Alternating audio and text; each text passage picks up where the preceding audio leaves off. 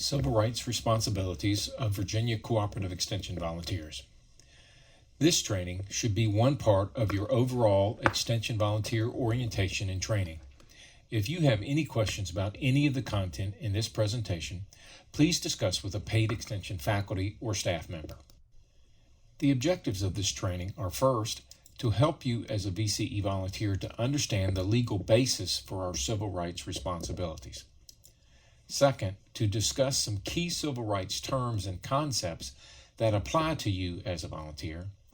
And third, to review the civil rights responsibilities you have as an Extension volunteer. Our current civil rights requirements are based on a series of laws passed after the great efforts of many people during the 1960s and 70s. This legislation created a framework to ensure that people who are historically discriminated against received equal opportunities under the law. Title VI of the Civil Rights Act of 1964 was one of the first civil rights laws passed in the country, and it is central to our work in Extension. This law requires that no person in the United States shall, on the grounds of race, color, or national origin, be excluded from participation in, be denied the benefits of, or be otherwise subjected to discrimination under any program or activity receiving federal financial assistance.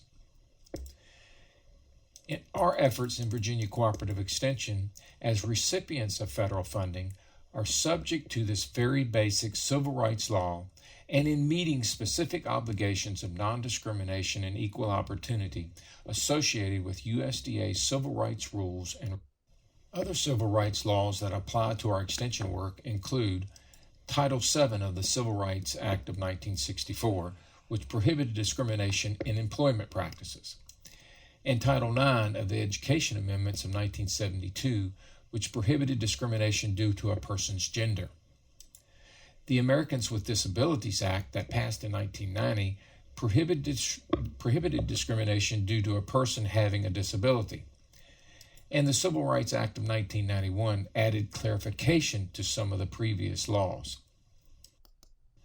As employees of Virginia Tech, we are also subject to its policies on discrimination and harassment. Virginia Tech's Anti-Discrimination and Harassment Prevention Policy states, Virginia Tech does not tolerate discrimination or harassment on the basis of age, color, disability, gender, national origin, political affiliation, race, religion, sexual orientation, or veteran status. Such behavior is inconsistent with the university's commitments to excellence and to a community in which mutual respect is a core value as articulated in the Virginia Tech Principles of Community. The prohibition against discrimination and harassment applies to all levels and areas of university operations and programs and includes students, administrators, faculty, staff, volunteers, vendors, and contractors. The principles of inclusion and diversity are core values in the College of Agriculture and Life Sciences, including the teaching, extension, and research missions. We respect differences in people, ideas, programs, and partnerships. For Virginia Cooperative Extension and Virginia Agriculture Experiment Station, these values guide the development and delivery of our educational programming and research efforts. Civil rights legislation simply reinforces those values. Not only do our civil rights laws affect Extension in the development and implementation of Extension programs, but it also affects us as an employer. Extension must consider all employment issues according to non-discrimination guidelines. Virginia Cooperative Extension's civil rights goals are to expand access to educational programs to people from traditionally underrepresented groups, and also to promote non-discrimination and value differences among staff, clients, volunteers, and partners.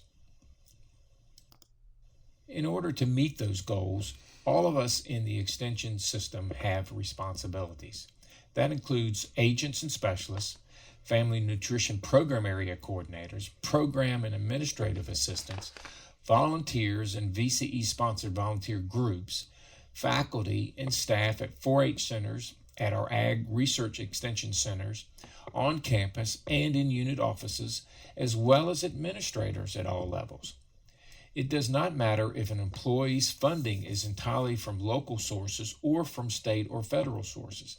If that employee works in Virginia Cooperative Extension, they are subject to the same civil rights expectations as everyone else. However, for Virginia Cooperative Extension, it is the extension agents that primarily work with the public that have the greatest responsibilities for meeting our civil rights expectations. Other faculty educators, such as state specialists and 4-H center program directors, also work with the public, but due to the nature of their jobs, their responsibilities can be slightly different. For example, specialists often do not work with volunteers or may not have advisory committees. Extension program assistants and volunteers are also involved in education delivery and thus have much of the same responsibilities as agents and specialists, but they work under the direction of faculty educators. In fact, a volunteer's understanding of the significance of and compliance with our civil rights responsibilities starts when a volunteer completes and signs a volunteer enrollment form. In that document, the volunteer indicates that they understand that Virginia Cooperative Extension programs and employment are open to all, regardless of age, color, disability, gender, national origin, political affiliation, race, religion, sexual orientation, or veteran status. The volunteer also agrees to abide by all policies and procedures of VCE. So this training module is designed to help you understand the policies and procedures that relate to our civil rights responsibilities. Now that you have a better understanding of the basis for Extension's civil rights responsibilities, you need to be familiar with some key civil rights terms and concepts. These terms and concepts will help you understand your specific responsibilities as a VCE volunteer. The first term is equal opportunity. Equal opportunity is a situation in which people have the same opportunities in life as other people, without being treated in an unfair way because of any personal characteristics such as race, age, gender, religion, etc. For Virginia Cooperative Extension, this equates to our core value that employment and educational programs and services are open to all. It is directly tied to the Title VI and Title VII of the Civil Rights Act of 1964 and Title IX of the Education Amendments of 1972. What it means for you as a volunteer is that in your dealings with the public, we cannot deny anyone access to extension programs, services, or membership in clubs based on any personal characteristics they have, such as race, gender, religion, political beliefs, sexual orientation, and other differences that have been mentioned earlier. Another less well-known term is parity. Sometimes it is referred to as balanced participation or balanced membership. An extension program is in parity when the participation of people in minority groups in that program reflects the proportionate representation of those groups in the population of the potential audience. In other words, if 5% of the participants in a county master gardener program are African American, and if 5% of your county population is African American, your program is at 100% parity. For extension purposes, a program is considered in compliance when participation has reached 80% of parity. You can calculate parity by taking the percent minority representation in your program divided by the percent representation in your county's population multiplied by 100. So if a countywide 4-H club has 10% Hispanic participants and your county has a 20% Hispanic population, your 4-H club is at 50% of parity. Because the level of parity is less than 80%, efforts will need to be made to raise the parity percentage in order to be in compliance with civil rights laws. Determination if your club or volunteer-led programming efforts are in parity and taking efforts to get your group in parity will be done in cooperation with your extension agent or program assistant. Who makes up your potential audience? Your potential audience is persons or groups in a defined geographic area. Usually in extension, we look at geographic areas as the county or the city level, but the area could also be defined at a multi-county, district, or state level. U.S. Census data is most often used to determine the potential audience makeup. Your extension agent or program assistant should work with you to help you determine the demographic makeup of the potential audience for your volunteer-led program efforts. Civil rights laws require that we use all reasonable efforts to achieve balanced participation and membership according to the potential audience. However, since parity cannot be guaranteed in advance of programming, it is important to make all reasonable efforts in all of our programming efforts. What constitutes all reasonable efforts? All reasonable efforts are a combination of actions, such as the use of mass media and personal visits, that are designed to communicate to all persons that VCE program participation and VCE-sponsored club membership are open and that all are welcome and encouraged to become members or participate in educational programs. Your extension agent or program assistant will work with you to be sure your VCE club or program is taking the appropriate efforts to meet the all reasonable efforts standard. An important part of your civil rights responsibilities as a volunteer is collecting contacts. A contact occurs anytime extension educational information is shared with the public. Contacts can occur face-to-face at workshops or club meetings, over the phone, by email, through newsletters and extension publications.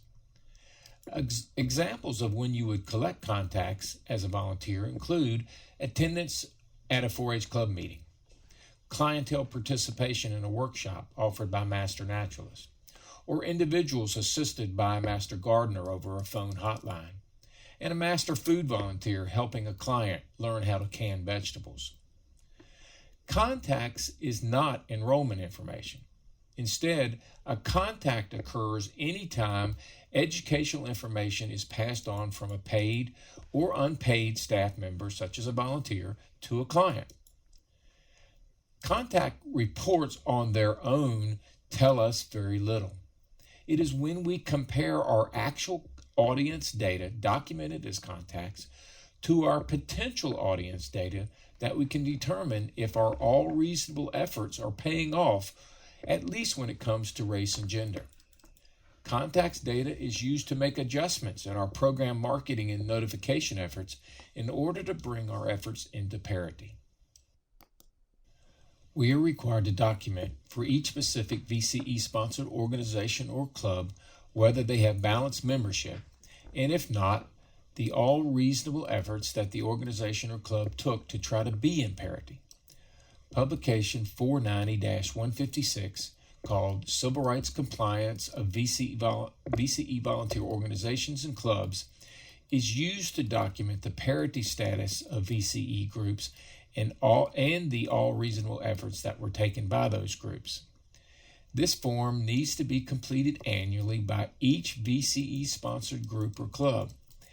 If a club or organization is not in parity, then documentation should be provided along with the completed form as evidence of the all reasonable efforts that were taken to work towards balanced membership.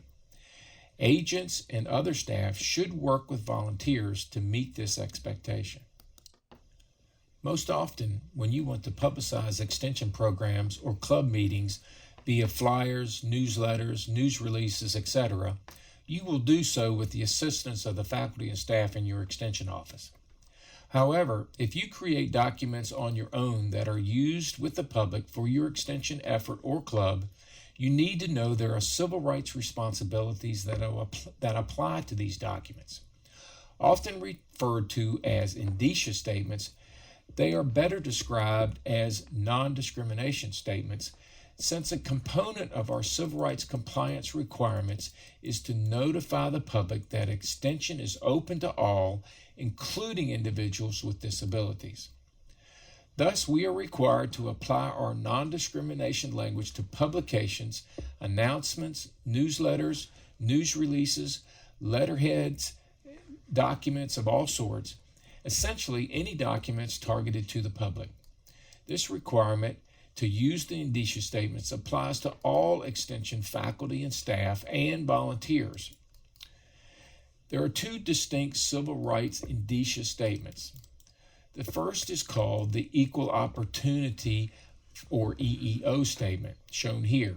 It states, Virginia Cooperative Extension programs and employment are open to all, regardless of race, color, national origin, sex, religion, age, disability, political beliefs, sexual orientation, or marital or family status.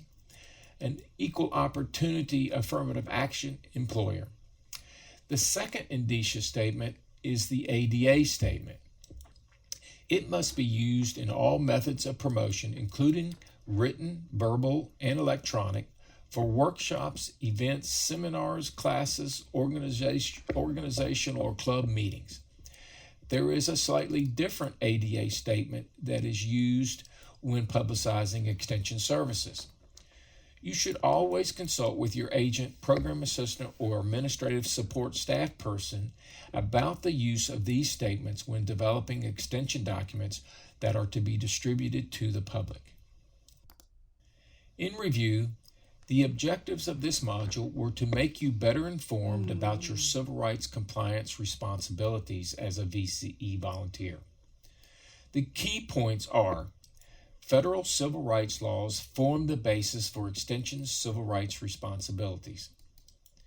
Virginia Tech, the College of Agriculture and Life Sciences, Virginia State University, and VCE all consider inclusion and appreciation of differences as core values. All paid and non-paid extension staff have civil rights responsibilities. Our programs and services are non-discriminatory. VCE-sponsored groups and clubs must strive for balanced membership or parity. The test for parity drives our all reasonable efforts. Contacts collection is a critical means of determining if our programs are non-discriminatory, and non-discrimination statements must accompany all public documents. Please consult with your extension agent or other extension professional if you have any questions about this information.